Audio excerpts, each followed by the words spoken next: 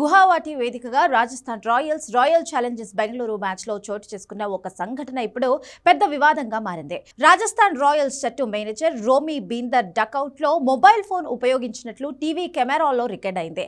దాదాపు anti corruption నిబంధనలు ఉల్లంఘించాడనే ప్రశ్నలు మొదలయ్యాయి. రాయల్ ఛాలెంజర్స్ బెంగళూరు మ్యాచ్ లో రాజస్థాన్ మేనేజర్ బీందర్ వైభవ్ సూర్యవంశీ పక్కనే కూర్చుని ఫోన్ వాడుతున్న విజువల్స్ బయటకు వచ్చాయి. దాంతో ఇప్పుడు ఈ వివాదం పెద్ద చర్చకు దారితీసింది. తొలుత ఈ వీడియో సోషల్ మీడియాలో వైరల్ అయ్యింది. ఆ తర్వాత బీసీసీఐ సెక్యూరిటీ టీం చెక్ చేసి నిజమేనని నిర్ధారణ చేసింది. దాంతో బీసీసీఐ సీరియస్ అయ్యింది. ఈ వివాదంపై స్పందించిన బీసీసీఐ అధికారులు ప్లేయర్లు అంపైర్లు ఉండే ఏరియాలో మొబైల్ ఫోన్ పూర్తిగా నిషేధమని స్పష్టం చేశారు. ఐపీఎల్ నిబంధనల ప్రకారం జట్టు మేనేజర్ డ్రెస్సింగ్ రూమ్ లో మాత్రమే ఫోన్ వినియోగించాలి. కానీ మ్యాచ్ జరుగుతున్న సమయంలో డకౌట్ లో అస్సలు వాడకూడదు. ఈ ఘటనను బోర్డు వర్గాలు కూడా సీరియస్ గా తీసుకున్నాయి. మేజర్ బీందర్ ఇది కావాలని చేశాడా లేక ఏదో పొరపాటున జరిగిందా అన్నది తెలియాల్సి ఉంది.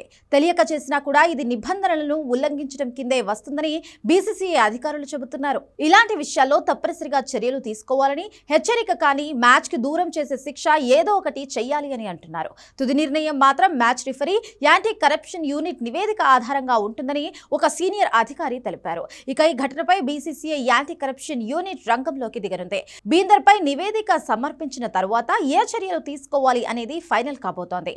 జరిమానా కానీ తాత్కాలిక సస్పెన్షన్ కానీ ఉండే ఛాన్స్ ఉంది. లలిత్ మోదీ కూడా ఈ ఘటనపై స్పందిస్తూ మ్యాచ్ సమయంలో యాంటీ కరప్షన్ అధికారులు ఎక్కడున్నారు అని ప్రశ్నించారు. ఈ నేపథ్యంలోనే బీసీసీఐ తీసుకునే తుది నిర్ణయం అందరిలో ఆసక్తి రేపుతోంది.